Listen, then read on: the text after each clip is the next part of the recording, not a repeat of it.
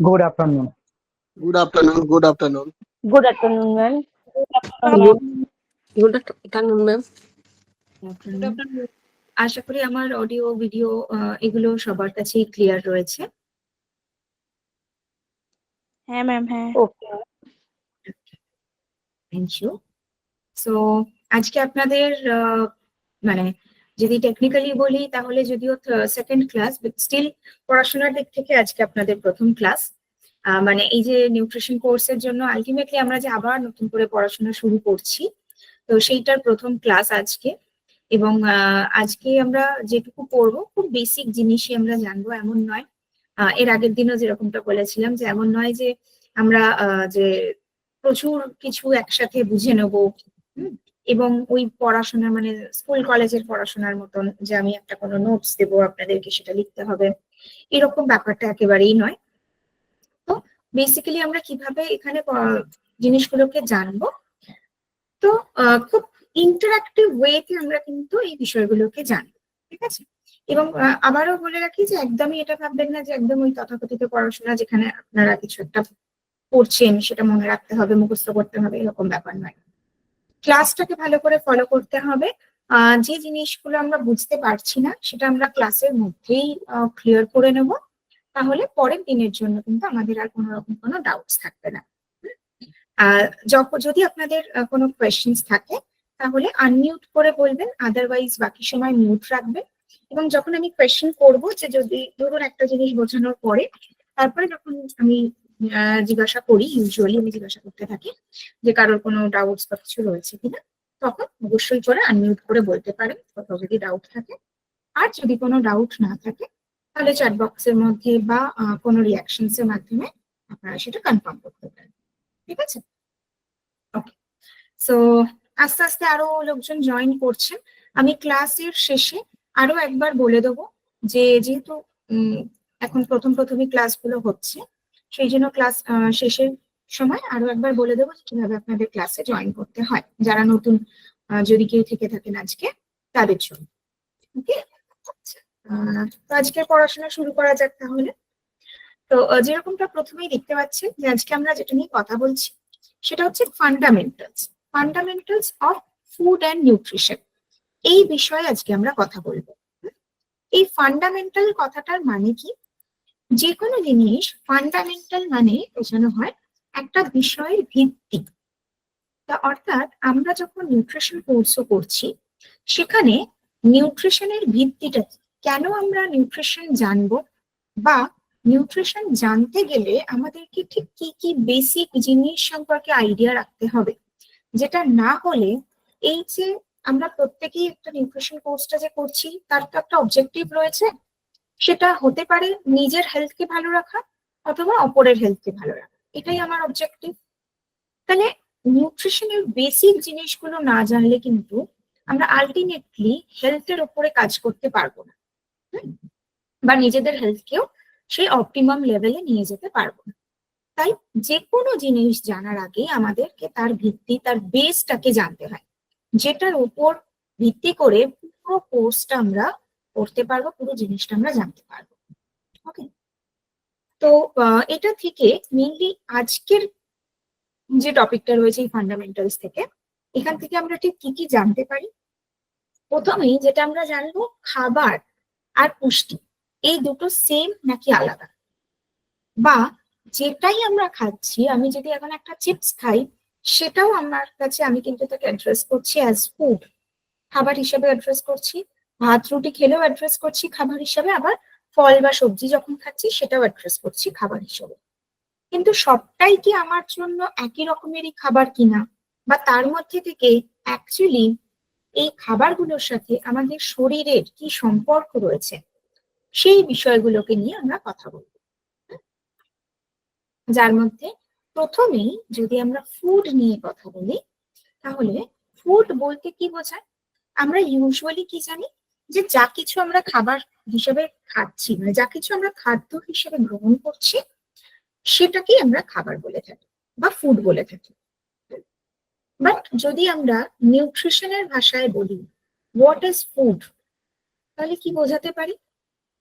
Food হচ্ছে সেই জিনিসটা বা খাদ্য হচ্ছে সেই বস্তুটা যেটা নেওয়ার ফলে ফার্স্ট আমার শরীরে ফুয়েল তৈরি হবে, আমার শরীরে শক্তি তৈরি হবে, ঠিক আছে।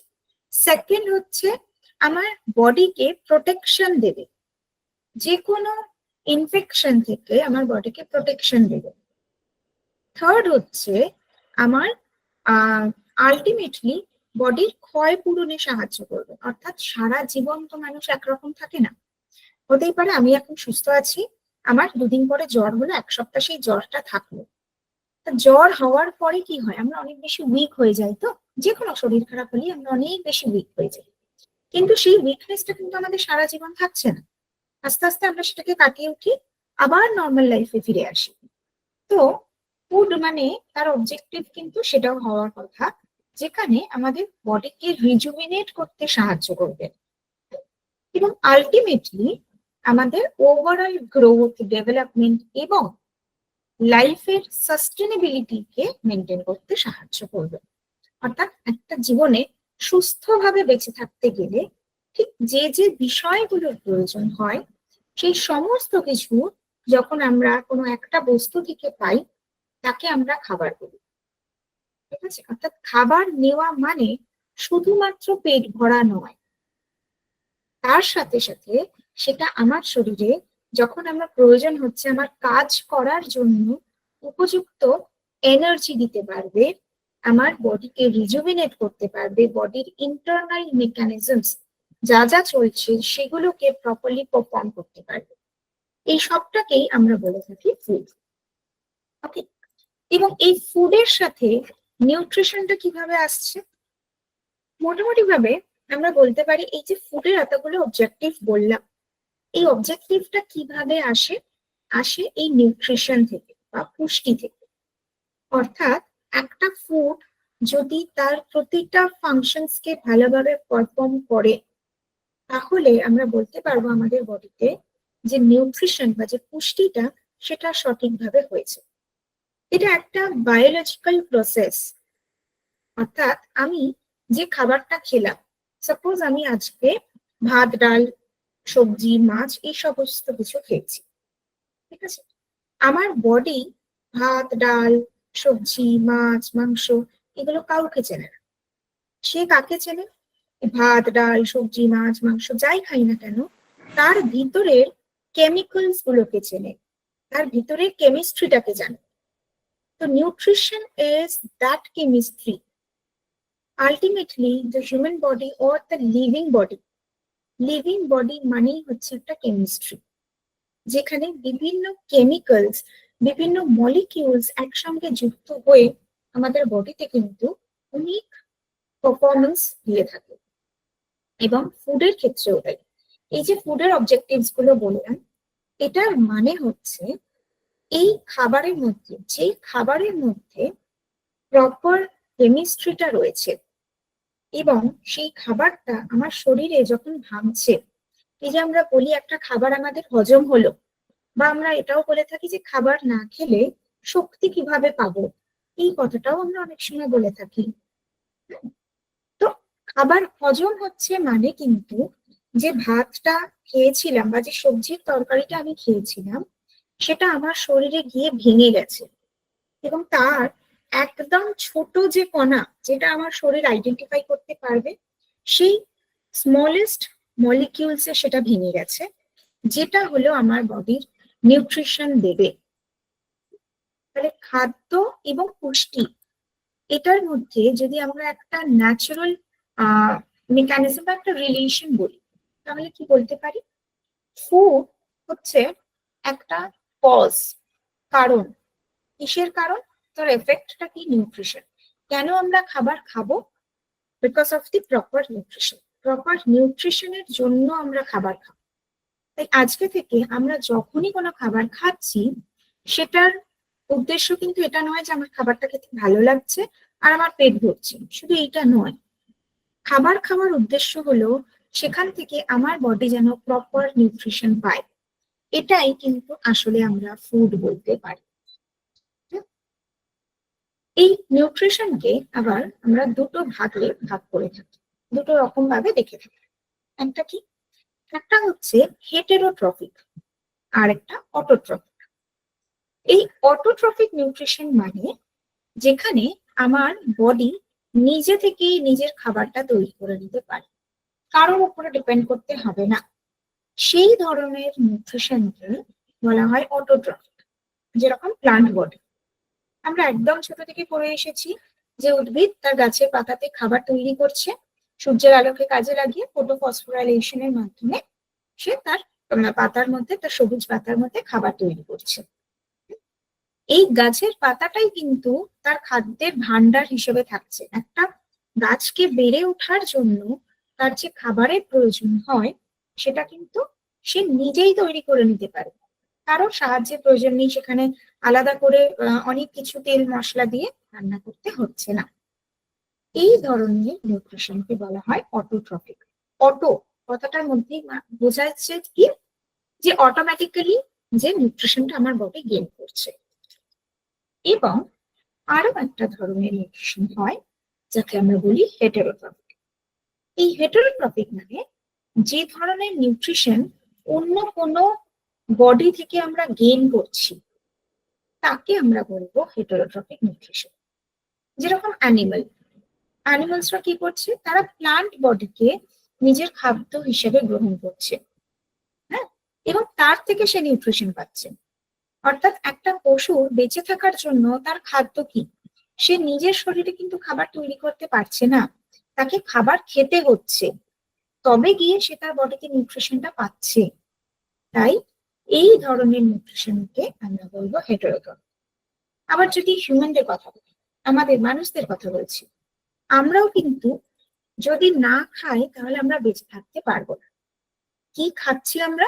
আমরা ইদার ভেজ খাচ্ছি বা নন ভেজ খাচ্ছি, মানে অন্য কোনো একটা বস্তুকে যখন আমরা খাদ্য হিসেবে গ্রহণ করছি তার থেকেই আমার বডিতে নিউট্রিশন আসছে। তাই এই ধরনের নিউট্রিশনকে আমরা বলে থাকি হেটেরোট্রফিক নিউট্রিশন। ঠিক আছে, এইটুকু ক্লিয়ার হয়েছে সবার কাছে ফুড অ্যান্ড নিউট্রিশন সম্পর্কে? Yes, ma'am. Very good. এবার আরো একটা জিনিস বলবো, এবার নিউট্রিশনকে যদি আরো সিম্পলিফাই করে দিই তাহলে কি আসে? আমার শরীরে এই যে নিউট্রিশন আসছে তার মানে কি, যে প্রথমেই বললাম কেমিস্ট্রি, কিছু কেমিক্যালস সেগুলো ভেঙে যাচ্ছে, যাদেরকে শরীর চেনে, যাদের শরীর আইডেন্টিফাই করতে পারে। এই আইডেন্টিফিকেশনের জন্য ওই একটা ফুডের মধ্যে ঠিক কি থাকে যেটা আমার শরীরে গিয়ে ভেঙে গেল? একটা ফুডের মধ্যে আমরা 6টা নিউট্রিয়েন্টস পেয়ে থাকি। নিউট্রিয়েন্টস যেটাকে বাংলায় বলা যেতে পারে পুষ্টি উপাদান, মানে যে উপাদানগুলোর মাধ্যমে আমার শরীরে পুষ্টি সরবরাহ হচ্ছে তাকে আমরা বলবো পুষ্টি উপাদান বা নিউট্রিয়েন্টস, যার নামগুলো হয়তো আমাদের অনেকেরই পরিচিত: water, carbohydrate, protein, fat, vitamins এবং মিনারেলস। এই যে 6টা পুষ্টি উপাদান রয়েছে, এদের সবাই যদি একসঙ্গে আমার শরীরে আসে তবেই কিন্তু আমার নিউট্রিশনাল স্টেটাসটা ইমপ্রুভড হবে। এই যে প্রথমেই বললাম না যে আমাদের বডির যে কেমিস্ট্রির কথা বললাম, এবং কেন বললাম, কারণ এই 6টা যে নিউট্রিয়েন্টস এর কথা বলছি এরা কিন্তু বিভিন্ন কেমিক্যাল মলিকিউলস দিয়ে তৈরি। আমরা যে এত ধরনের কেমিক্যাল মলিকিউলস এর কথা শুনেছি, যেরকম কার্বন, হাইড্রোজেন, অক্সিজেন, এই সমস্ত কেমিক্যালস গুলো দিয়েই কিন্তু এই নিউট্রিয়েন্টস গুলো তৈরি। তাই আমরাও কিন্তু বলতে পারি আমাদের বডি একটা কেমিক্যাল কম্পাউন্ড। ঠিক আছে, এই নিউট্রিয়েন্টস গুলোকে আবার আমরা ক্লাসিফাই করে নিতে পারি কিসের উপরে বেস করে? ওদের অ্যামাউন্টের উপর বেস করে। সারাদিনে আমার ঠিক কতটা কোয়ান্টিটি লাগছে সেটার উপরে বেস করে আমি এদেরকে দুটো ভাগে ক্লাসিফাই করতে পারি। একটা হয় ম্যাক্রো নিউট্রিয়েন্টস, আরেকটা মাইক্রো নিউট্রিয়েন্টস। ম্যাক্রো কথাটার মানে হচ্ছে বড়। ঠিক আছে, যে কোনো জিনিস যদি বেশি হয়, বড় হয়, অনেকটা হয়, তাহলে তাকে বলা হয় ম্যাক্রো। আর মাইক্রো মানে ছোট বা কম। তাই ম্যাক্রো নিউট্রিয়েন্টস মানে যেসব নিউট্রিয়েন্টস গুলো আমার শরীরে বেশি পরিমাণে লাগে তাদেরকে বলা হয় ম্যাক্রোনিউট্রিয়েন্টস। কেন লাগে? কারণ এরা আমার শরীরে এনার্জি তৈরি করে। These are the energy releasing or energy producing nutrients. তাই এদেরকে বলা হয় ম্যাক্রোনিউট্রিয়েন্টস, যেরকম কার্বোহাইড্রেট, প্রোটিনস এবং ফ্যাট। অর্থাৎ যে খাবারগুলো থেকে আমি কার্বোহাইড্রেট, প্রোটিন বা ফ্যাট পাচ্ছি, সেগুলো থেকে কিন্তু আমার শরীরে এনার্জি আসছে। ইনফ্যাক্ট প্রতিটা খাবারেই আমরা এই কার্বোহাইড্রেট, প্রোটিন এবং ফ্যাট পেয়ে থাকি। কিছু খাবারে কম, কিছু খাবারে বেশি। তো যে খাবারে আমরা বেশি পাবো, সেই খাবার থেকে আমাদের বেশি এনার্জি আসবে। ডিফারেন্স এটাই।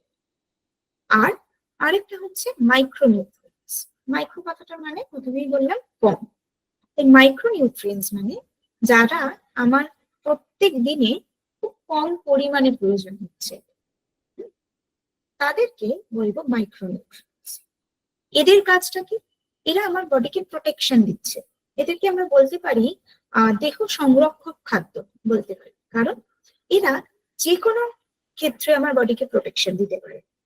ইমিউনিটি থেকে হতে পারে, সেল ড্যামেজ থেকে হতে পারে, কোনো ফ্র্যাকচার থেকে হতে পারে। যে কোনো ক্ষেত্রে এরা আমার বডিকে একটা প্রোটেকশন দেয়। তাই এদেরকে বলা হয় প্রোটেক্টিভ ফুড বা প্রোটেক্টিভ নিউট্রিয়েন্টস। তার মধ্যে থাকে ভাইটামিনস এবং মিনারেলস। সো বেসিক্যালি আমাদের বডিতে এই যে ম্যাক্রোনিউট্রিয়েন্টস রয়েছে, এরাই কিন্তু এনার্জি দিচ্ছে। মাইক্রোনিউট্রিয়েন্টস কিন্তু আমাদের বডিতে কোনো এনার্জি দিতে পারে না। এরা এনার্জি প্রডিউস করতে পারে না, একমাত্র ম্যাক্রোনিউট্রিয়েন্টস পারে। ঠিক আছে? আচ্ছা, এর সাথে আরেকটা জিনিস বলে দিই, আমরা যখন নিউট্রিয়েন্টস এর নামগুলো পড়েছিলাম, সেখানে আরো দুটো নাম পড়েছিলাম। একটা হচ্ছে ওয়াটার আর একটা হচ্ছে ফাইবার। কিন্তু এই ম্যাক্রো আর মাইক্রো নিউট্রিয়েন্টস এর মধ্যে কোথাও কিন্তু ওয়াটার বা ফাইবার নেই। এটা কেন নেই? বিকজ যখনই একটা ফুড ব্রেকডাউন হচ্ছে, যেখান থেকে আমরা এই কার্বোহাইড্রেট, প্রোটিন বা ফ্যাট পাচ্ছি, তার থেকে কিন্তু ওয়াটারও আমার বডিতে জেনারেট হয়। যে কোনো ফুড, তার থেকে সেখানে যদি বেশি ভিটামিনসও থাকে, তাও আমি ওয়াটার জেনারেট করতে পারবো। যদি প্রচুর কার্বোহাইড্রেট থাকে, তাতেও ওয়াটার জেনারেট হবে। তাই এটাকে আলাদা করে রিকোয়ারমেন্টস এর মধ্যে রাখা হয় না। আর fibre, this is another type of carbohydrate, ফাইবারটা। সেই জন্য ফাইবারকেও কিন্তু আমরা ম্যাক্রো বা মাইক্রোর মধ্যে ক্লাসিফাই করতে পারি। ঠিক আছে? আচ্ছা, প্রথমে একটু কথা বলে নিই আমরা ম্যাক্রোনিউট্রিয়েন্টস সম্পর্কে। যদিও এই প্রতিটা ম্যাক্রোনিউট্রিয়েন্টস এর ব্যাপারে আমরা আরো ইলাবোরেটলি মানে এক একটা চ্যাপ্টার ধরে ধরে পড়বো, বাট স্টিল ওই যে বললাম, যে কোনো জিনিসের একটা বেসিক জিনিসটা আমাদেরকে জানতে হবে। তো সেরকমই ম্যাক্রোনিউট্রিয়েন্টস এর যে বেসিক এবং যেটা ভীষণ ইম্পর্টেন্ট একটা ম্যাক্রোনিউট্রিয়েন্টস, সেটা হচ্ছে কার্বোহাইড্রেট। মানে আমরা অনেক সময় কিন্তু কার্বোহাইড্রেটকে একটু নেগলেক্ট করে দিই। আমরা ভাবি যে কার্বোহাইড্রেট বোধহয় আমাদের লাগবে না, কার্বোহাইড্রেট এবং ফ্যাট এই কোনোটাই বোধহয় আমাদের লাগবে না, আমাদের যেটা লাগবে সেটা হচ্ছে শুধু প্রোটিন। এটা অনেকেই ভেবে থাকি আমরা। বাট কার্বোহাইড্রেটেরও কিন্তু আমাদের বডিতে একটা হিউজ ইম্পর্টেন্স রয়েছে। কারণ কার্বোহাইড্রেট আমার বডিতে মেন এনার্জি রিলিজিং ফ্যাক্টর হিসেবে কাজ করে। কার্বোহাইড্রেট খুব সহজে হজম হয়ে যেতে পারে, ডাইজেস্ট হতে পারে এবং ব্রেক হয়ে সেটা আমার বডিতে খুব তাড়াতাড়ি এনার্জিকে প্রডিউস করতে পারে, যেটা প্রোটিন বা ফ্যাট থেকে আমরা পাবো না, সেইটা আমরা কার্বোহাইড্রেট থেকে পাবো।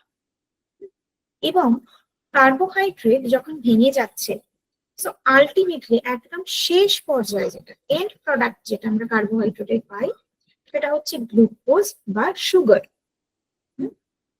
কিভাবে বুঝবো? দেখবেন প্রতিটা খাবারই আমরা যখন খাই, যে খাবারের মধ্যে কার্বোহাইড্রেট বেশি রয়েছে, সেটাকে যত বেশি আমরা চিবোবো, সেটার একটা মিষ্টত্ব ভাব আমরা ফিল করি। নর্মালি ভাত যদি খাই, ভাত কি এমনিতে মিষ্টি? তাকে মিষ্টি বলি না, কিন্তু আমি যত বেশি চিবোতে থাকবো ভাতকে, তত তার মধ্যে একটা মিষ্টত্ব ফিল করবো। সেম চিড়ের ক্ষেত্রেও তাই, যে কোনো মুড়ি হোক।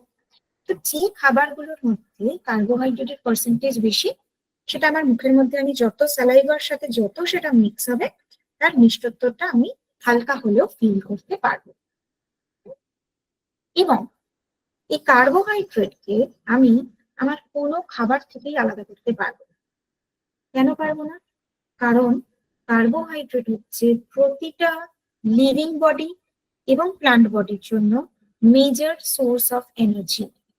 ইনফ্যাক্ট প্লান্ট বডির জন্য এই কার্বোহাইড্রেট হচ্ছে ফুড, মেজর ফুড।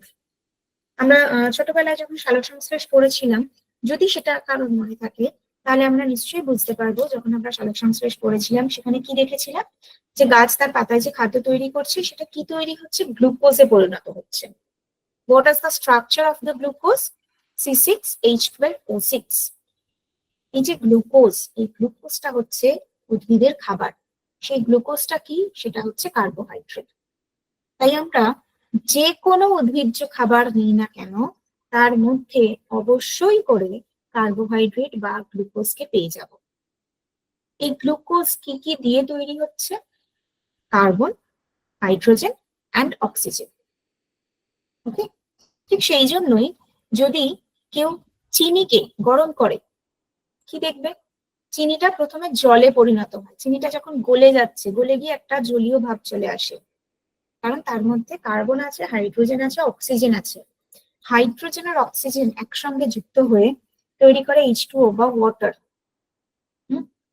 এবং যত তাকে গরম করতে থাকবো আমরা তত কি দেখবো, যে আস্তে আস্তে করে জলটা শুকিয়ে যাচ্ছে এবং কালারটা, যেটা সাদা রং ছিল চিনি, সেটা আস্তে আস্তে কিন্তু ব্রাউনিশ হচ্ছে, হতে হতে একদম কালো হয়ে যাচ্ছে।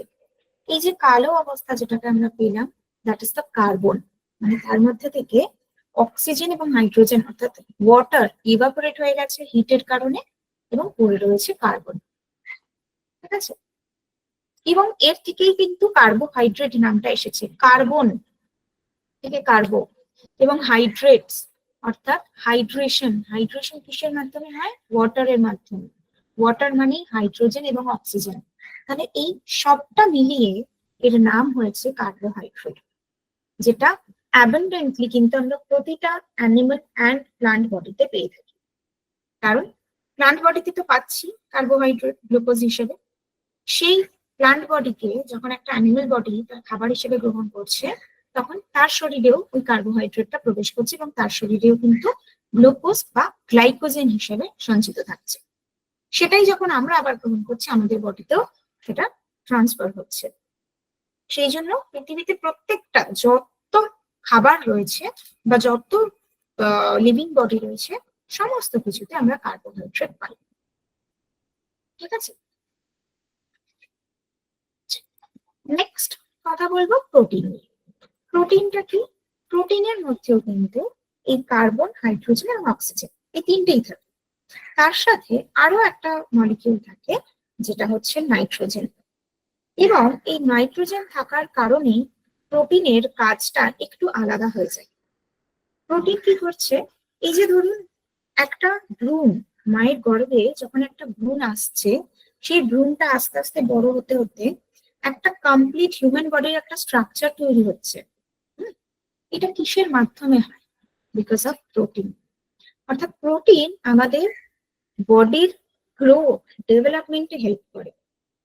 একটা বাড়িকে তৈরি করতে গেলে, একটা বিল্ডিং তৈরি করতে গেলে যেরকম সেখানে ইট লাগবে, বালি লাগবে, সিমেন্ট লাগবে, এই সব কিছু না হলে যেরকম একটা বাড়ি তৈরি হবে না, সেরকমই আমাদের বডিতে সেল, টিস্যু, ব্লাড, অর্গ্যান, এই সমস্ত কিছু না হলে টোটাল একটা লিভিং বডি তৈরি হবে না।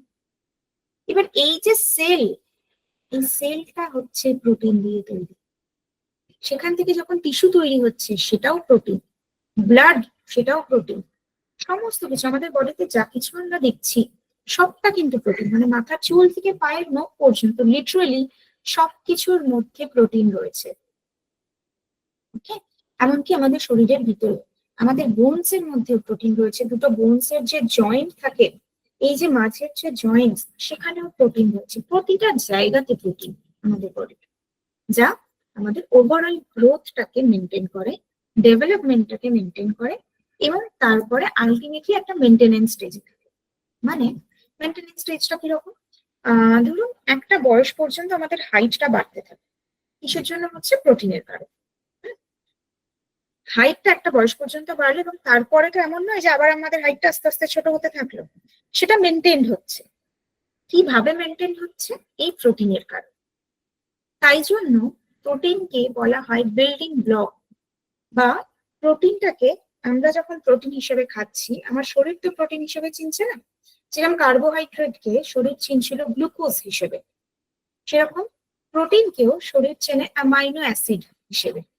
এই অ্যামাইনো অ্যাসিডটাকে বলা হয় বিল্ডিং। যে এনার্জি তো দিচ্ছি, কিন্তু এই এনার্জিটা কাজে লাগে এই সমস্ত ইন্টারনাল যে ফাংশনস গুলো ঘটছে আমার বডিতে সেগুলোর জন্য। গ্লুকোজ থেকে যে এনার্জিটা আমরা পাই সেটা আমার বাহ্যিক কাজের জন্য ব্যবহার হচ্ছে। এই যে ধরুন আমি কথা বলছি, আমি বসে আছি, বা হাঁটাচলা করছি, খাচ্ছি, যা কিছু কাজ করছি, তার জন্য যে এনার্জিটার দরকার হয় সেটা আমরা কার্বোহাইড্রেট থেকে পাই এবং ফ্যাট থেকেও পাই।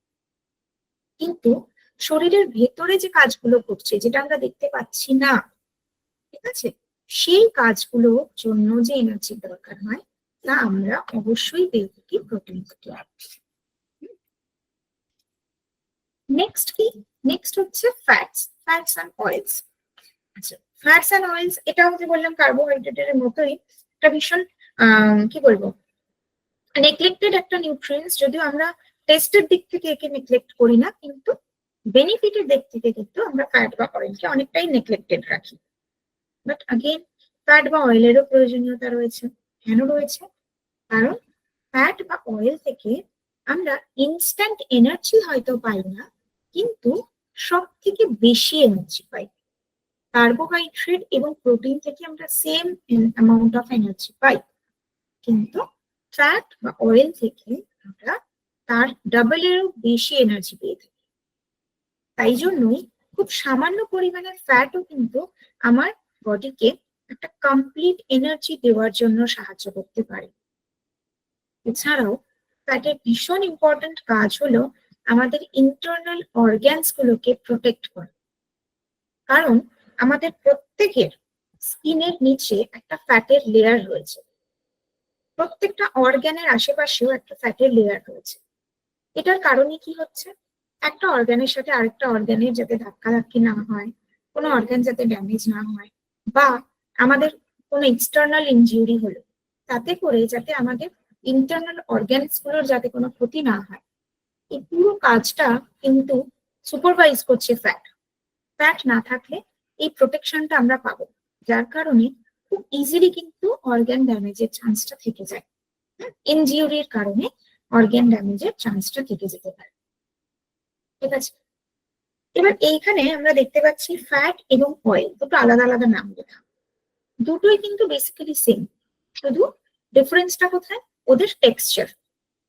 অয়েল মানে যেটা রুম টেম্পারেচারেও লিকুইড দেখতে পাই। রুম টেম্পারেচার অর্থাৎ মোটামুটি ভাবে আগে 20°C ধরা হতো, 20°C। এখন টেম্পারেচারটাকে আমরা 20 to 25°C এর মধ্যে ধরতে পারি। তো এই টেম্পারেচারে যেটা লিকুইড সেটা অয়েল, যে কোনো কুকিং অয়েলের কথা আমরা বলতে পারি সেক্ষেত্রে।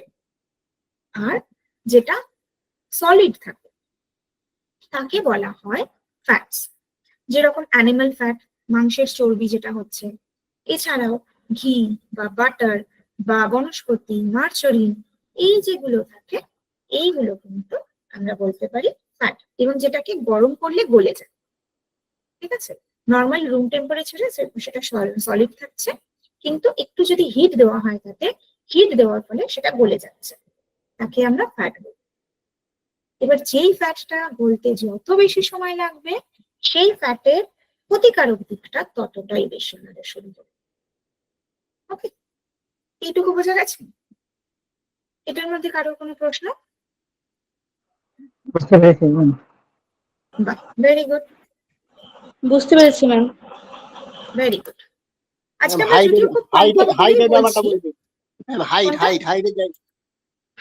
হচ্ছে বেসিক্যালি প্রোটিন তো আমাদের বডির সমস্ত গ্রোথে হেল্প করছে। তো গ্রোথ মানে সেটা মাসেল গ্রোথ হতে পারে, ওয়েট হতে পারে, হাইট হতে পারে, সবটা হতে পারে। এবং সেটা যখন একবার হয়ে গেল সেটাকে মেনটেন করতে হবে, সেই মেনটেনেন্সের কাজটাও প্রোটিন করছে। তাই জন্য হাইট বেড়ে যাওয়ার পরে আবার আমাদের হাইটটা কমে যায় না, হাইটটা যেভাবে বেড়েছিল সেই অবস্থাতেই কিন্তু থাকে। এই যে মেনটেনেন্সটা হচ্ছে এটাও প্রোটিনের কারণেই হচ্ছে, ঠিক আছে? এর জন্য এটাকে কি বলা হয়? Building block. সেই জন্য আমরা প্রোটিনকে বলবো বিল্ডিং ব্লক। দেখবেন বাচ্চাদের খেলা হয় এক ধরনের, বিল্ডিং ব্লক বলে একটা খেলা হয়, যেখানে ওই কিউবস থাকে অনেক রকমের। সেই কিউব গুলোকে বিভিন্ন রকম ভাবে সাজিয়ে সাজিয়ে তারা অনেক রকমের জিনিস বানাতে পারে, বাড়ি গাড়ি, হ্যাঁ, মানে অনেক রকমের জিনিস বানানো হয়। সেই রকমই আমাদের শরীরেও কিন্তু এই প্রোটিন থেকে, প্রোটিনের সাহায্যে তৈরি হচ্ছে সেল, এবং এই সেলগুলো অনেকগুলো সেল জুড়ে জুড়ে তৈরি হচ্ছে টিস্যু, অনেকগুলো টিস্যু জুড়ে জুড়ে তখন তৈরি হচ্ছে একটা অর্গ্যান। এবং এরকম অনেকগুলো অর্গ্যান জুড়ে জুড়ে কিন্তু আলটিমেটলি আমাদের এই টোটাল হিউম্যান বডিটা তৈরি হচ্ছে। তাই আলটিমেটলি একটা অর্গ্যান মানেও সেখানে সেল রয়েছে, একটা হিউম্যান বডি বা একটা লিভিং বডি সেখানেও সেল রয়েছে। তাই জন্য যেরকম একটা বিল্ডিং কে বানানোর জন্য ব্লকস এর দরকার হচ্ছে, অর্থাৎ ইটের দরকার হচ্ছে, সেরকমই একটা বডিকে তৈরি করার জন্য এই সেল বা অ্যামাইনো অ্যাসিডের দরকার হয়। তাই জন্য অ্যামাইনো অ্যাসিডকে আমরা বিল্ডিং ব্লক বলে। ওকে, ক্লিয়ার? বেশ, এরপরে আমরা কথা বলবো ওয়াটার কি। Hello madam. হ্যাঁ বলুন। হ্যাঁ, বলছি যে কার্বোহাইড্রেট যেমন গ্লুকোজ নামে পরিচিত আছে, হুম। আর প্রোটিনটা হচ্ছে বললেন অ্যামাইনো অ্যাসিড, তো হুম। ফ্যাটের কি আলাদা কোনো অল্টারনেটিভ? ফ্যাটের নাম হচ্ছে ফ্যাটি অ্যাসিড। ফ্যাট ফ্যাটি থেকে অ্যাসিড আমরা, তো? ফ্যাট যখন ভেঙে যাচ্ছে আমার বডিতে, তখন সেখান থেকে আমরা হুম। ফ্যাটি অ্যাসিড পাচ্ছি এবং গ্লিসারল ফ্যাটি পাচ্ছি। অ্যাসিড। এই গ্লিসারলটাকে যেটা পরে গিয়ে কোলেস্টেরলের মতন একটা অংশ তৈরি করে। আচ্ছা। আমরা তো বলি না ফ্যাট থেকে কোলেস্টেরল বেশি হয়ে যাবে, বেশি ফ্যাট খাওয়া উচিত নয়, এই যে আচ্ছা, কথাগুলো। একদম। ওকে ওকে। ওকে, এবার এগুলোর মধ্যে থেকে আলটিমেটলি যেটা আমরা পাবো সেটা হচ্ছে ওয়াটার, মানে কার্বোহাইড্রেট, প্রোটিন, ফ্যাট, এই তিনটেতেই কিন্তু, তিনটেকেই তৈরি করার জন্য কার্বন, নাইট্রোজেন, অক্সিজেন, এই তিনটের দরকার হয়। এবং তিনটেই যখন আমার বডিতে ভাঙছে তারা ওয়াটার জেনারেট করছে। ওয়াটারের ইম্পর্টেন্সটা কি? সব থেকে বেশি পার্সেন্টেজ যদি আমার বডিতে কিছু থেকে থাকে সেটা হচ্ছে ওয়াটার। প্রত্যেকটা অর্গ্যানের মধ্যে ওয়াটার রয়েছে, প্রতিটা জিনিসের মধ্যে ওয়াটার, প্রতিটা বডি পার্ট। মানে সেটা যদি আমি নর্মালি নাও বুঝি যে এ বাবা এটা তো জল জলে নয়, কিন্তু তাতেও ওয়াটার রয়েছে। এরকম স্কিনে হাত দিলে কি আমরা বুঝতে পারবো যে স্কিনে জল রয়েছে? কিন্তু স্কিনের মধ্যেও ওয়াটার রয়েছে। এছাড়াও যদি বোনস এর কথা বলি, আমাদের হাড়ের মধ্যেও ওয়াটার রয়েছে। এছাড়াও ওয়াটার হিসেবে আমাদের সারা বডিতে যেটা রয়েছে দ্যাট ইজ ব্লাড। সেটা না হলে আমাদের শরীর চলবেই না, সেটাও ওয়াটার। এছাড়াও আমি যদি বাইরে থেকে দেখি তাহলে চোখেও একটা হালকা একটা ময়েশ্চার ভাব রয়েছে, সেখানেও ওয়াটার। যদি মুখের কথা বলি সেখানেও ওয়াটার, ময়েশ্চার ভাব রয়েছে। মুখ যদি প্রচন্ড শুকিয়ে যায়, গলা যদি প্রচন্ড শুকিয়ে যায়, তাহলে আমরা খাবার খেতে পারি না, কথা বলতে পারি না। তার মানে কি ওয়াটারের একটা ইম্পর্টেন্স রয়েছে বডিতে। এবং প্রায় 70% থেকে 75% কিন্তু আমার বডির মধ্যে ওয়াটার রয়েছে প্রত্যেকটা জায়গায়। এবং এই ওয়াটারের নিজের কাজ হচ্ছে যে কোনো নিউট্রিয়েন্টকে ট্রান্সপোর্ট করা ব্লাডের মাধ্যমে। ওয়াটারি মিডিয়াম ব্লাড, সেই ব্লাডের মাধ্যমে নিউট্রিয়েন্টস, অর্থাৎ এই যে নিউট্রিয়েন্টস গুলো আমরা পাচ্ছি, glucose, amino acid, fatty acid, যাই আসুক না কেন, এরপরে ভিটামিন মিনারেলসও পাবো আমরা। এই সবকিছুকে প্রত্যেকটা সেলের কাছে পৌঁছে দেওয়ার কাজ হচ্ছে এই ওয়াটারের মাধ্যমে সেটা ফ্লো করতে পারে। এছাড়াও ওভারঅল ডিটক্সিফিকেশনের কাজ করছে, মানে আমাদের স্যালাইভার মাধ্যমে আমরা থুতু ফেলছি, সেটাও বডির একটা ডিটক্সিফিকেশন। ঘাম হচ্ছে সেটাও একটা ডিটক্সিফিকেশন, টয়লেট হচ্ছে সেটাও ডিটক্সিফিকেশন। সো আলটিমেটলি আমার বডি টক্সিনস রিলিজ করতে ওয়াটার দরকার। কেন ডিটক্সিফিকেশন ইজ ইম্পর্টেন্ট? কারণ আমার বডিতে যদি খারাপ জিনিস থেকে যায়, তাহলে আমি ওপর থেকে যতই ভালো জিনিস দিতে থাকি না কেন, যতই ভালো ভালো খাবার খাই না কেন, সেটা আমার বডিতে গিয়ে কাজ করবে যতক্ষণ না আমার বডি ডিটক্সিফাইড হবে। ঠিক যেরকম আমাদের ঘরের একটা কর্নার যদি ভীষণ নোংরা হয়, তাহলে সেটাকে আমি যতই সুন্দর করে সাজাই না কেন, সেই কর্নারটা কিন্তু নোংরাই থাকলো। একটা টেবিলটা প্রচুর ধুলো পড়ে রয়েছে, সেই টেবিলের উপরে আপনি ধরুন একটা কোনো শোপিস এনে রাখলেন, খুব সুন্দর একটা শোপিস, কিন্তু আপনি টেবিলটা পরিষ্কার করলেন না, তাহলে সেই শোপিসটাকে যেই আমি দেখতে যাবো তখন আমার টেবিলের নোংরাটা চোখে পড়বে, তাহলে শোপিসের ওই যে সৌন্দর্যটা সেটা আমার চোখে পড়বে। একই রকম ভাবে আমি টেবিলটা তো পরিষ্কার করিনি, একটা শোপিস এনে বসিয়ে দিয়েছি, ওই শোপিসটাকেও আমি দিনের পর দিন পরিষ্কার করছি না, তার মানে তাতেও ধুলো পড়তে থাকবে, অর্থাৎ তার যে সৌন্দর্য সেটাও থাকছে না। একই রকম আমার বডির ক্ষেত্রেও হচ্ছে। বডিকে আগে ডিটক্সিফাই করে নিয়েছি, খুব ভালো ভালো জিনিস দিয়েছি, বেশ খুব ভালো কথা, কিন্তু তারপরে আর বডিকে ওয়াটার আমি দিচ্ছি না, মানে বডির ফার্দার ডিটক্সিফিকেশন হচ্ছে না, তাহলেও কিন্তু আমার শরীরে এই ভালো নিউট্রিয়েন্টস গুলো কোনো কাজে আসবে না। কারণ ভালো যে নিউট্রিয়েন্টস গুলো কাজে আসছে, এই যে ভালো নিউট্রিয়েন্টস গুলো পাচ্ছি, একটা ফুড ভেঙে গিয়ে নিউট্রিয়েন্টস তৈরি হচ্ছে, এটার জন্য কিন্তু শুধুমাত্র যে ডাইরেক্ট ভেঙে গেল তা নয়, এটাতে প্রচুর বাই প্রোডাক্টস তৈরি হয়, অনেক কেমিক্যাল রিয়াকশনস চলে বডিতে, এবং যে কারণে প্রচুর বাই প্রোডাক্টস অর্থাৎ ওয়েস্ট জেনারেট হয় বডিতে, যেগুলো আমার প্রয়োজন নেই, সেইগুলোকে তো শরীর থেকে বের করতে হবে, সেই কাজটা করে ওয়াটার। এরপরে যদি মাইক্রোনিউট্রিয়েন্টস এ আসি, তাহলে মাইক্রোনিউট্রিয়েন্টস এর মধ্যে আমরা পাই ভাইটামিনস আর মিনারেলস কে। এরা মোটামুটি যে খাবারগুলো থেকে আমরা ভাইটামিন মিনারেলস পাই, মানে মাইক্রোনিউট্রিয়েন্টসটা আমরা অলমোস্ট একসাথেই পেয়ে থাকি, এবং এরা খুব কম পরিমাণে প্রয়োজনও হচ্ছে, কিন্তু বডির প্রত্যেকটা নর্মাল ফাংশনসকে পারফর্ম করে, এবং খুব বেশি পরিমাণে আমরা এই মাইক্রোনিউট্রিয়েন্টস গুলোকে পেয়ে থাকি ন্যাচারাল ফুডের, অর্থাৎ প্লান্ট ফুডের, যেহেতু তার মধ্যে একটা ন্যাচারাল কালার রয়েছে, সেই ন্যাচারাল কালারের মাধ্যমে এই ভিটামিনস এবং মিনারেলস এর অ্যাবজর্পশন, আমাদের বডিতে ইউটিলাইজেশনটা অনেকটাই বেড়ে যায়, এবং যেটার কারণে একটা অ্যাডেড অ্যাডভান্টেজ আসে, দ্যাট ইজ অ্যান্টিঅক্সিডেন্ট। অ্যান্টিঅক্সিডেন্ট এই টার্মটাও আমাদের কাছে পরিচিত, অনেক টিভি অ্যাডভার্টাইজমেন্টে অ্যান্টিঅক্সিডেন্ট রিচ। অ্যান্টিঅক্সিডেন্ট কি? যারা অ্যান্টি মানে এগেনস্টে কাজ করছে, অক্সিডেন্ট অর্থাৎ অক্সিডেশনের এগেনস্টে যে কাজ করে। অক্সিডেশন মানে কি? সেল ড্যামেজ হয়ে যাওয়া, সেলের অক্সিডেশন হয়ে যাওয়া, অর্থাৎ একটা সেল অক্সিজেনকে কাজে লাগিয়ে নিউট্রিয়েন্ট গুলোকে অ্যাবজর্ব করছিল, সেটা ভেঙে এনার্জি তৈরি করছিল। এটা যদি প্রপারলি না হয়, একটা সেল যদি ড্যামেজ হয়ে যায়, তাহলে কিন্তু আমার আলটিমেটলি কোনো কাজে এলো না। সেই সেল ড্যামেজটাকে প্রিভেন্ট করে যে, তাকে বলা হয় অ্যান্টিঅক্সিডেন্ট, যেটা আমরা পাই লিভিং যেগুলো আমরা পাই প্লান্ট ফুডের মধ্যে, অর্থাৎ ন্যাচারাল কালারের মধ্যে। কারণ ন্যাচারাল কালার মানে সেটা হচ্ছে ফাইটো নিউট্রিয়েন্ট।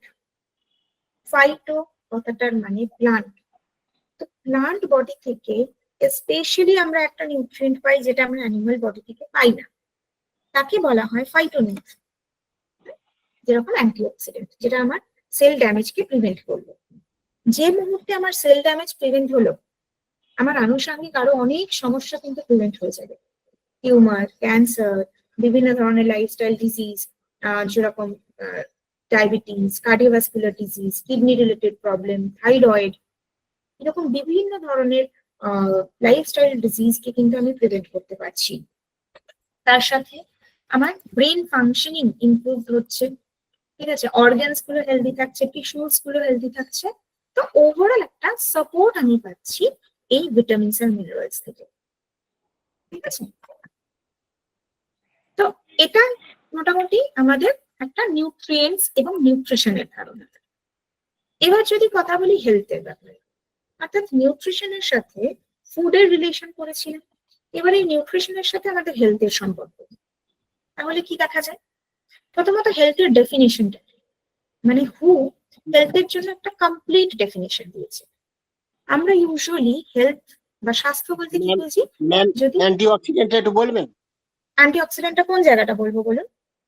অ্যান্টিঅক্সিডেন্টের ন্যাচারাল কালার থেকে যে ইয়েগুলো ন্যাচারাল প্রবলেমগুলো কালার মানে যে ফুডের আমি যখন ন্যাচারালি সেই কালারটা পাচ্ছি, একটা প্লান্ট বডি মানে তার মধ্যে ন্যাচারাল কালার রয়েছে, সেটা গ্রিন হতে পারে, ইয়েলো হতে পারে, অরেঞ্জ হতে পারে, পার্পল হতে পারে, যে কোনো কালার। এই যে কালার গুলো, এই কালার গুলোর প্রত্যেকটা কালারের আলাদা আলাদা সিগনিফিকেন্স রয়েছে। তারা আমার বডিতে এসে যখন আমরা সেই কালার গুলোকে নিচ্ছি, ন্যাচারালি যখন আমরা নিচ্ছি, তারা আমার বডিতে সেল ড্যামেজটাকে প্রিভেন্ট করতে পারছে। এবং যে মুহূর্তে সেল ড্যামেজটা প্রিভেন্ট হবে, তার ফলে সেল ড্যামেজের কারণে যে প্রবলেমগুলো হচ্ছিল, মানে সেল ড্যামেজ হওয়া মানে তো সব সমস্যার সূত্র সেখান থেকে। কারণ যে কোনো কিছু, আমাদের বডি তো পুরোটাই সেল দিয়ে তৈরি, তাই সেল ড্যামেজ হচ্ছে মানে সবকিছু সেখান থেকেই শুরু হচ্ছে। সেটা ডায়াবেটিস হতে পারে, ক্যান্সার হতে পারে, টিউমার হতে পারে, সিস্ট হতে পারে, হ্যাঁ, নার্ভাস রিলেটেড প্রবলেম আসতে পারে, অথবা কার্ডিওভাস্কুলার মানে হার্ট ডিজিজ হতে পারে, যে কোনো কিছু। সবকিছু কিন্তু এই সেল ড্যামেজ থেকে শুরু হয়। এই সেল ড্যামেজটাকেই প্রিভেন্ট করে দিচ্ছে অ্যান্টিঅক্সিডেন্ট। তাই জন্য আমরা বলতে পারি অ্যান্টিঅক্সিডেন্ট আমাদের বডিতে একটা ওভারঅল প্রোটেকশন দিচ্ছে। এবার যেহেতু অ্যান্টিঅক্সিডেন্ট মানেই ন্যাচারাল কালার, এই ন্যাচারাল কালার আমরা কোথা থেকে পাবো? প্লান্ট বডি থেকে পাচ্ছি।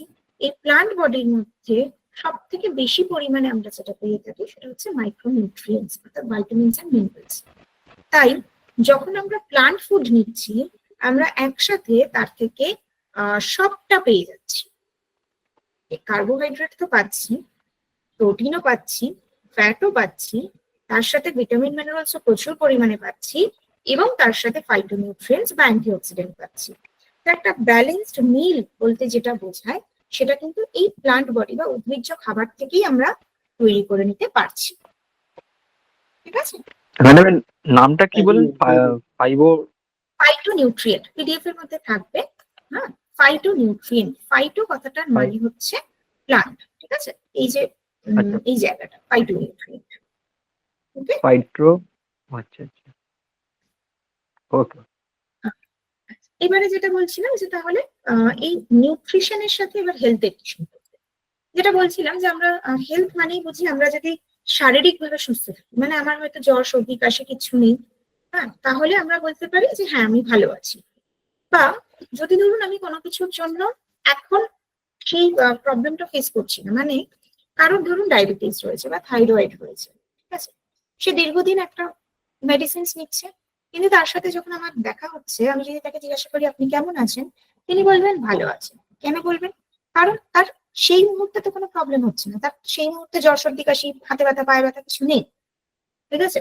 ডায়াবেটিস বা হাইপার টেনশন মানে হাই বিপি, সেটা এখন তার লাইফস্টাইলের সাথেই জড়িয়ে গেছে, সেটাকে আর আলাদা করে অসুস্থতা বলে মনে হচ্ছে না। তো আমরা হেলথ বলতে শুধুমাত্র শারীরিক অসুস্থতাটাকে বোঝাই। আলটিমেটলি কিন্তু সায়েন্সের ভাষায় যদি বলি বা নিউট্রিশনের ভাষায় যদি বলি, হেলথ মানে কখনোই শুধুমাত্র আমাদের শারীরিক অসুস্থতা বা শারীরিক সুস্থতা নয়। ও কি বলছে? ও বলছে আমাদের ফিজিক্যাল হেলথ, মেন্টাল হেলথ মানসিক স্বাস্থ্য, অ্যান্ড সোশ্যাল হেলথ অর্থাৎ আমাদের সামাজিক স্বাস্থ্য, এই তিনটে যদি কারোর ভালো থাকে, তবেই আমরা বলতে পারি তার হেলথটা অপটিমাম লেভেলে রয়েছে। মানে আমার ডায়াবেটিস নেই, হাই বিপি নেই, আমার জ্বর সর্দি কাশি কিছু হয়নি, কিন্তু আমি মনের দিক থেকে ভীষণ কষ্টে রয়েছি। ফিজিক্যাল, মেন্টাল, ফিজিক্যাল, মেন্টাল এবং সোশ্যাল হেলথ। সোশ্যাল। তো আমি যদি মনের দিক থেকে ভীষণ কষ্টে থাকি বা হয়তো খুব রেগে রয়েছি, ঠিক আছে, তাহলে সেই মুহূর্তে আমি একেবারেই হেলদি নই। কারণ আমার মেন্টাল হেলথের সাথে আমার ফিজিক্যাল হেলথ টোটালি কানেক্টেড। এবং এই ফিজিক্যাল হেলথ এবং মেন্টাল হেলথ যদি ঠিক না থাকে, তাহলে আমাদের সামাজিক স্বাস্থ্যটাও ঠিক থাকবে না। মানে আমরা মানুষের সাথে ভালোভাবে মিশতে পারবো না, যে কোনো পরিস্থিতিতে অ্যাডজাস্ট করতে পারবো না। এবং সেই জায়গায় মানে আমরা ধরুন কোনো একটা নতুন জায়গায় গিয়ে যদি অ্যাডজাস্ট করতে পারছি না, তাদের সাথে উইদাউট এনি হেজিটেশন মিশতে পারছি না, তাহলে সেটা আগেন আমার মেন্টাল হেলথের উপরে এফেক্ট করবে। যখন মেন্টাল হেলথের উপরে এফেক্ট করছে, সেটা আবার আমার ফিজিক্যাল হেলথের উপরে এফেক্ট করবে, যে কারণে একটার পর একটা সমস্যা হবে। ডাইজেশনের প্রবলেম, ডায়াবেটিসের প্রবলেম, ব্লাড প্রেশারের প্রবলেম, এই সব কিছু হবে। যদি খুব সহজ একটা উদাহরণ দিই, তাহলে দেখা যায় যে ধরুন কারণ হাই ব্লাড প্রেশার রয়েছে এবং তারা যদি প্রচন্ড রেগে যায়, তাহলে তাদের ব্লাড প্রেশারটা বেড়ে যায়। এটা আমরা দেখে থাকি। কেন হচ্ছে? রেগে যাওয়া মানে তো সেটা আমাদের মনের ব্যাপার, মেন্টাল হেলথের ব্যাপার। তার সাথে ব্লাড প্রেশার কেন বেড়ে গেল? কারণ এই সবটাই আমাদের আলটিমেটলি হেলথের সাথে কানেক্টেড। সেই জন্য হেলথ মানে is not merely the absence of any disease, it is the wellbeing of your physical health mental health and social health. ঠিক আছে, ক্লিয়ার এটা? সবকটা ম্যাডাম ওকে থাকলে কি অপটিমার কি বললেন একটা? অপটিমাম, অপটিমাম মানে হচ্ছে আলটিমেট, আলটিমেট হেলথটা আচ্ছা আমরা অ্যাচিভ করতে পারবো। আচ্ছা, অপটিমাম। আচ্ছা, হ্যাঁ। ওকে। এবারে এই যে আলটিমেট হেলথটাকে যদি আমরা অ্যাচিভ করতে চাই তাহলে এবার কি কি করতে হবে? এর জন্য 4টে পিলার হয়। একটা মানে স্বাস্থ্যের জন্য, সুস্বাস্থ্যের জন্য 4টে পিলার আমরা দেখি। একটা নিউট্রিশন, যেটা আমরা অলরেডি পড়ে এলাম, যে প্রত্যেকটা নিউট্রিয়েন্টস যদি আমার বডিতে থাকে তাহলে ফিজিক্যাল হেলথটা আমাদের ভালো হবে। সেকেন্ড, এক্সারসাইজ বা অ্যাক্টিভিটি, যে কোনো অ্যাক্টিভিটি হতে পারে, এমন নয় যে এক্সারসাইজ মানে রোজ আমাকে জিমে গিয়ে এক্সারসাইজ করতে হবে বা রোজ আমাকে মর্নিং ওয়াক করতে হবে বা দৌড়তে হবে। যে কোনো ধরনের ফিজিক্যাল অ্যাক্টিভিটি, আমার বডিকে ফিজিক্যালি অ্যাক্টিভ রাখতে হবে। এখন যেটা হয়েছে, আমরা কিন্তু অনেকটাই সেডেন্টারি লাইফস্টাইলে চলে গেছি, মানে খুব বেশি শারীরিক পরিশ্রমের কাজ আমরা করি না। এটার কারণে কি হচ্ছে, আমার মেন্টাল হেলথ এবং ফিজিক্যাল হেলথটা অ্যাফেক্টেড হয়। এবং যে মুহূর্তে আমি অ্যাক্টিভ থাকবো, এক্সারসাইজ করছি, প্লেন ফ্রি হ্যান্ড এক্সারসাইজ হতে পারে, যোগা প্র্যাকটিস হতে পারে, যে কোনো কিছু হতে পারে, এটা যখন আমি করছি আমার বডিতে তখন নিউট্রিয়েন্ট ইউটিলাইজেশনটা ভালো হবে। এই যে ব্লাডের মাধ্যমে প্রত্যেকটা সেলেতে যে নিউট্রিয়েন্ট পৌঁছে যাচ্ছে, এই ট্রান্সপোর্টেশনটা ভালো হবে এবং কি সাথে আমার মেন্টাল হেলথটা ভালো থাকবে, আমার গ্রোথটা ভালো থাকবে। প্রোটিনের যে কাজ, গ্রোথ, ডেভেলপমেন্ট, এই সবটা কিন্তু মেনটেন হবে যখন আমি প্রপারলি এক্সারসাইজ করছি। তার সাথে কি, যেহেতু আমি আমার সারাদিনের ডেন্স ফুড যেটা, সেটা আমি কার্বোহাইড্রেট বা ফ্যাট থেকে নিচ্ছি, তার ফলে অনেকটা এনার্জি আমার শরীরে আসছে। এতটা এনার্জি যদি আমার শরীরে কাজে না লাগে, আমি যদি ততটা এনার্জি খরচ না করি, তাহলে কিন্তু সেটা আমার বডিতে ডিপোজিট হচ্ছে এবং ওবেসিটি বা ওভারওয়েটের প্রবলেম আসছে। সেইটাকেও আমি কন্ট্রোল করতে পারবো, অর্থাৎ যে এনার্জিটা আমার শরীরে এলো সেটাকে কাজে লাগানোর জন্যও আমার এক্সারসাইজের দরকার। তাহলে এটা সেকেন্ড পিলার। থার্ড পিলার কি, রিল্যাক্সেশন।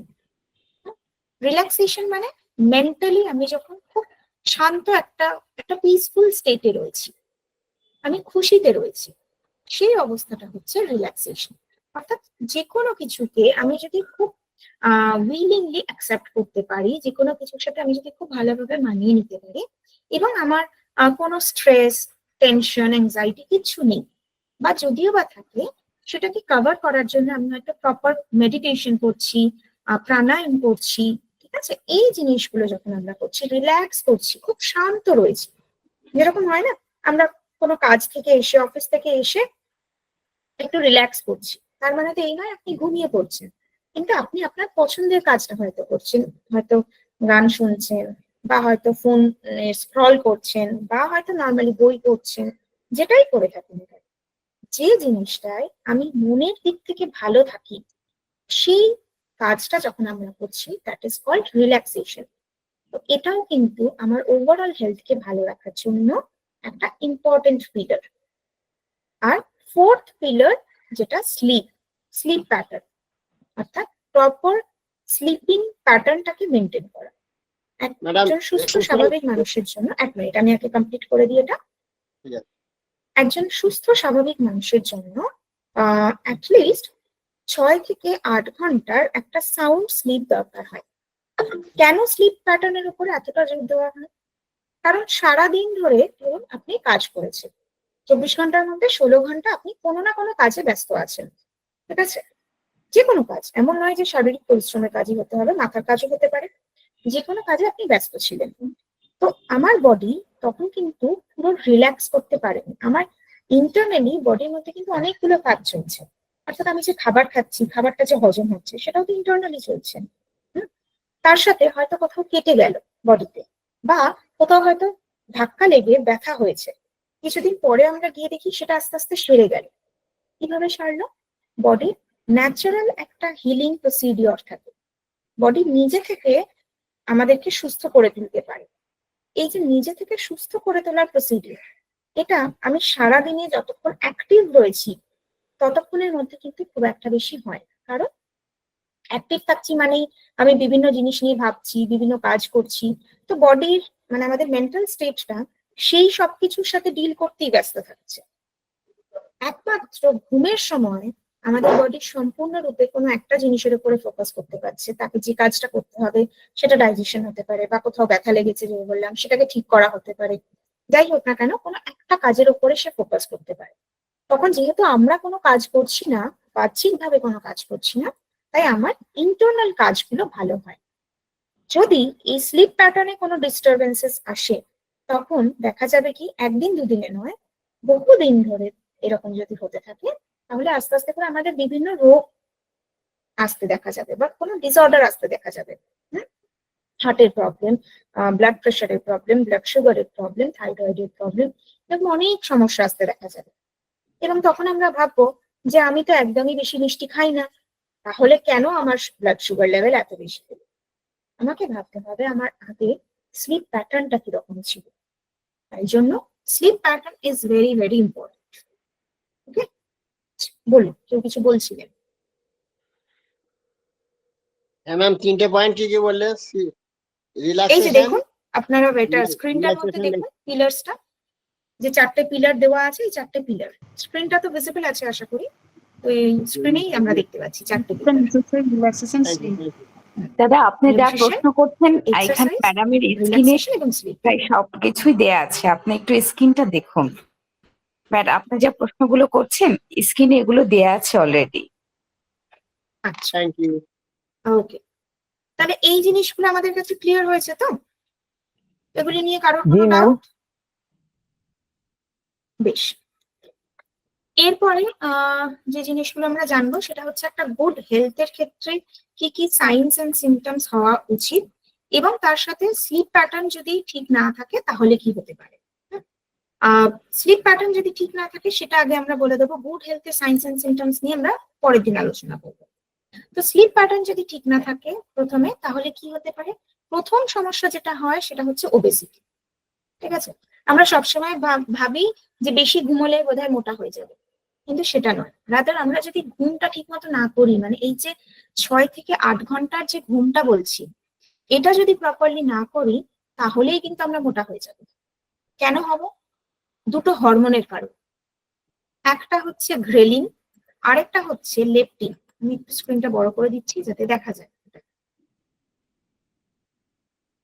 আমি অলরেডি মানে ক্লোজ করে নিয়েছি ma'am.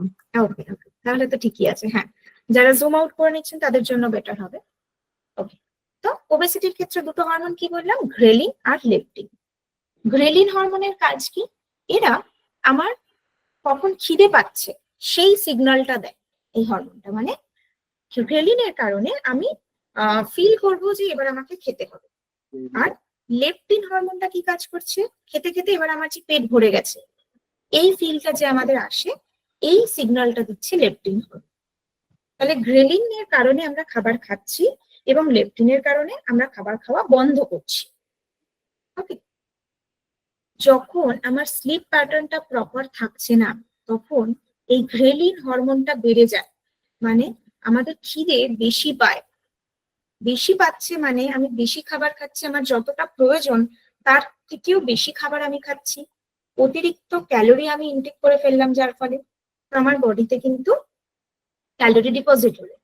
At the same time leptin হরমোনটা কমে গেল, মানে খাবার খেতে খেতে ঠিক কোন সময় আমাকে স্টপ করতে হবে, কখন আমার পেট ভরে গেছে বলে মনে হবে, এই সিগন্যালটা আসছে না, যে কারণে আমাদের খাওয়ার পরিমাণটা, পোর্শন সাইজটা বেশি হয়ে যাচ্ছে। তাই যদি আমাদের ঘুম কম হয়, তাহলে কিন্তু আমাদের ওবেসিটি, ওভারওয়েট বা অ্যাবডোমিনাল ফ্যাট অর্থাৎ ভুঁড়ি হয়ে যাওয়ার একটা টেন্ডেন্সি চলে আসতে পারে। এবং এখান থেকে যেই মুহূর্তে আমাদের ওবেসিটি, ওভারওয়েটের প্রবলেম আসবে, তার থেকে কিন্তু আরো বেশ কিছু প্রবলেম, যেরকম আসতে পারে কার্ডিওভাস্কুলার ডিজিজ, হাই কোলেস্টেরলের প্রবলেম বা হাই বিপির প্রবলেম, এটাও আসতে পারে।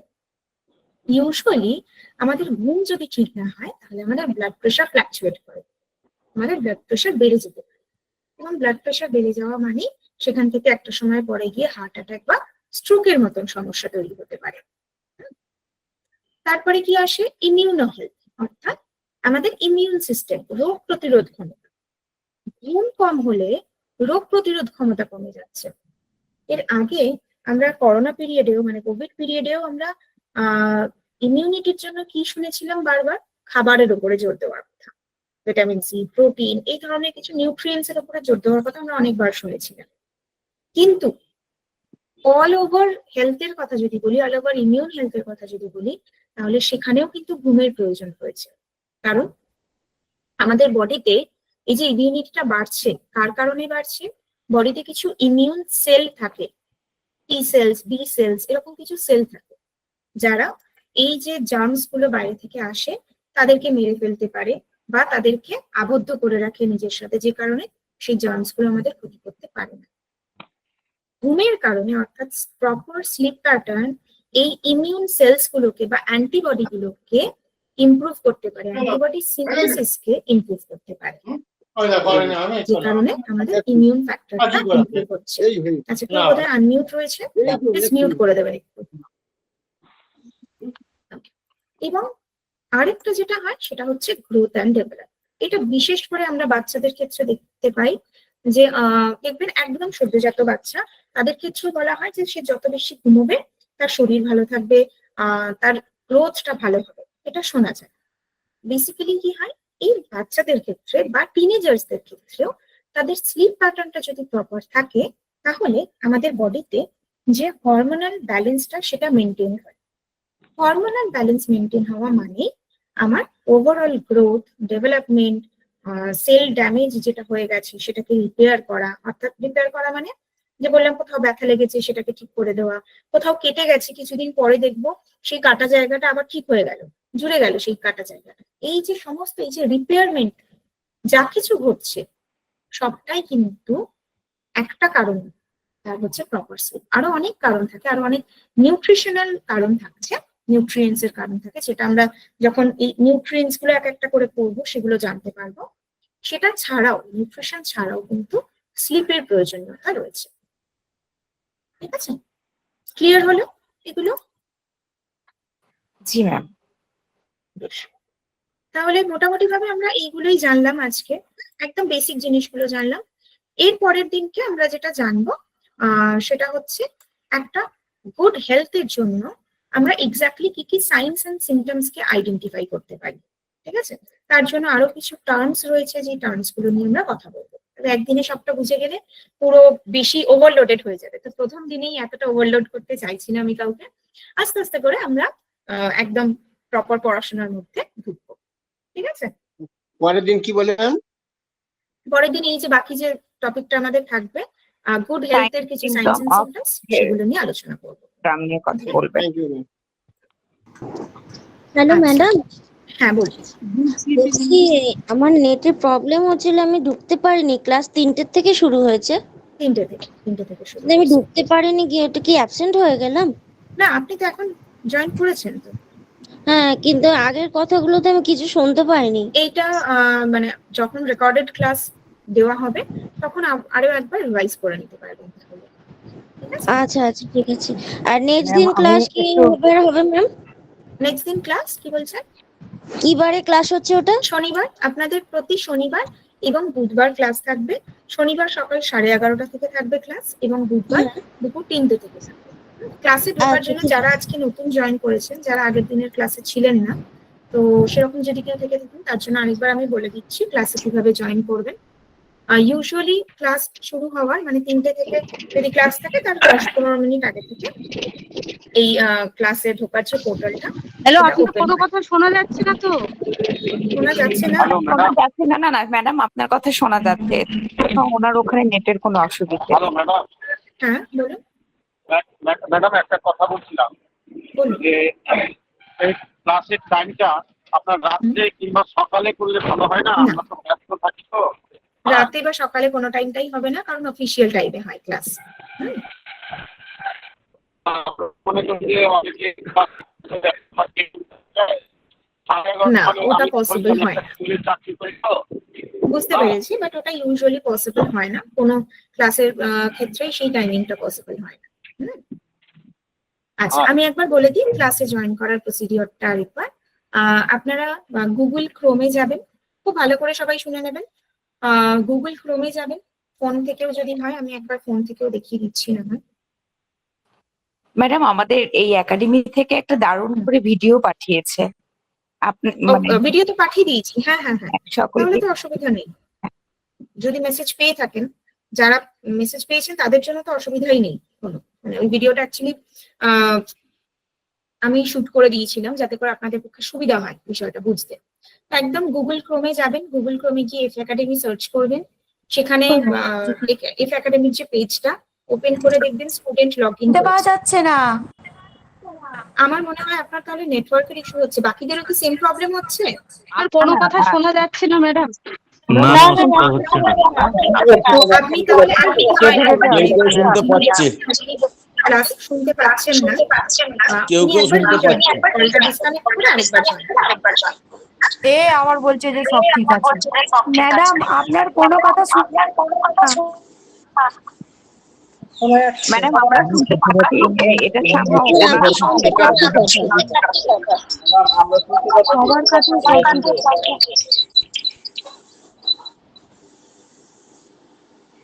ওকে, তো সেখানে কি স্টুডেন্ট লগইনে ক্লিক করবেন, যারা যারা আনমিউট হয়েছে আনমিউট করে স্টুডেন্ট লগইনে ক্লিক করে কোর্স সিলেক্ট করতে হবে, Fiona master of nutrition course. তারপরে আপনার স্টুডেন্ট আইডি দেবেন এবং পাসওয়ার্ড দেবেন, নিয়ে লগ ইন করবেন। লগ ইন করলেই এবারে আপনার সমস্ত ডিটেলস দেখাবে, আপনার ছবি, আপনার আইডি নাম্বার, রেজিস্ট্রেশন নাম্বার, আপনার ব্যাচ নাম্বার, এগুলো দেখাবে। স্ক্রল করতে থাকবেন, সেখানে দেখবেন ক্লাস শিডিউল থাকবে, মানে কবে কবে আপনাদের ব্যাচের কবে কবে ক্লাস রয়েছে সেটা দেখতে পারবেন। MSN 11 আপনাদের ব্যাচ, তাই সেখানে দেখবেন দেওয়া থাকবে বুধবার 3টের টাইমে দেওয়া থাকবে এবং শনিবার সকাল 11:30 টাইম দেওয়া থাকবে। আরেকটু স্ক্রল করবেন, ক্লাস নোটিফিকেশন পাবেন। ক্লাস নোটিফিকেশনে যেই দিন ক্লাস থাকে সেই ডেটের ক্লাসটা আপডেট করা থাকে, ঠিক আছে? তো সেই ডেটের ক্লাসে গিয়ে ওই যে অনলাইন ক্লাসেসে একটা গ্রিন কালারের প্লে বাটন আসবে, সেটাতে ক্লিক করবেন এবং ক্লাসে জয়েন করতে পারবেন। ওকে, ক্লাস হয়ে যাওয়ার পরে এই পিডিএফটা শেয়ার করা হবে, সেটাও একইভাবে দেখতে পাবেন ক্লাস পিডিএফ থেকে। ক্লাস ডেটের পাশেই যদি মানে বিগ স্ক্রিন না হয়, যদি মোবাইলের ছোট স্ক্রিন থাকে তাহলে ক্লাস ডেটের পাশে একটা প্লাস চিহ্ন থাকে, সেই প্লাস চিহ্নে ক্লিক করলে দেখতে পাবেন ক্লাস পিডিএফ। ক্লাস পিডিএফ এর পাশে পিডিএফ বলে একটা লেখা উঠবে, ওই লেখাটাতে ক্লিক করবেন, আপনি পিডিএফটা ডাউনলোড করতে পারবেন, ঠিক আছে? ম্যাম আমার একটা প্রশ্ন ছিল, আমি প্রথম ক্লাসটাতে অ্যাটেন্ড করতে পারিনি, আমি একটু ডাক্তারের কাছে ছিলাম, হসপিটালে ছিলাম, আমি জানিয়েছিলাম একাডেমিকে, তো ওনারা বলেছেন কোনো অসুবিধে নেই। তো আমি কি হচ্ছে আগের ক্লাসের লেকচারটা মানে এখনো তো মনে হয় মানে আপলোড করা হয়নি, হ্যাঁ ওটা পেয়ে যাবেন। অ্যাকচুয়ালি প্রথম ক্লাসটা আমাদের ইন্ট্রোডাকশন ক্লাস ছিল, মানে সেখানে কি কি প্রসিডিওর থাকবে, এই টোটাল কোর্সটা আমরা কিভাবে করব সেটার সম্পর্কে আমরা ডিসকাস করেছিলাম, সেটার ব্যাপার নিয়ে। আমি সমনা শিল্পী ম্যাম, আমার খুব ভালো লাগলো, মানে আমার জন্য আজকে প্রথম ক্লাস ছিল, তো মানে খুবই ভালো লেগেছে আমার। অনেক ধন্যবাদ ম্যাম এত দারুণ করে আমাদেরকে বোঝানোর জন্য। Thank you so much. Hello madam. Recorded ক্লাসগুলো আস্তে আস্তে আপলোড হয়ে যাবে। হ্যাঁ, রেকর্ডিং ক্লাসগুলো যেন অবশ্যই পাই। আজকে অনেক লেটে ঢুকেছি, আমি এই প্রথম 16 তারিখ ঢুকতে পারিনি, আজকে ঢুকেছি। রেকর্ডেড ক্লাস আপনাদের একটা ধরুন আজকে ক্লাস হবে, আজকের ক্লাসটা আপলোড হতে মিনিমাম 7 থেকে 10 দিন সময়। সেটা হোক, কোনো ব্যাপার নাই, কিন্তু যেন পাই আর কি। ঠিক আছে, আজকের মতো আমরা এখানেই ডিসকাশনটা কমপ্লিট করছি। নেক্সট ক্লাসে আবার দেখা হচ্ছে শনিবার দিনকে সবার সাথে। ওকে, সকাল 11:30টার সময় আবার দেখা হচ্ছে সবার সাথে। আজকে যে পিডিএফটা পেয়ে যাবেন এটা একবার গো থ্রু করে নেবেন, তাহলে আজকে যেটা ক্লাসে শুনলেন সেটা খুব ভালোভাবে মনে থাকবে। থ্যাংক ইউ সবাইকে, ধন্যবাদ। শুনে আপনাকে অনেকবার করে দেখেছি, এত সুন্দর সাউন্ড, এত খুব ভালো লাগছে। প্রপারলি সবকিছু বুঝিয়েছেন, অসংখ্য ধন্যবাদ। Thank you so much, thank you. By.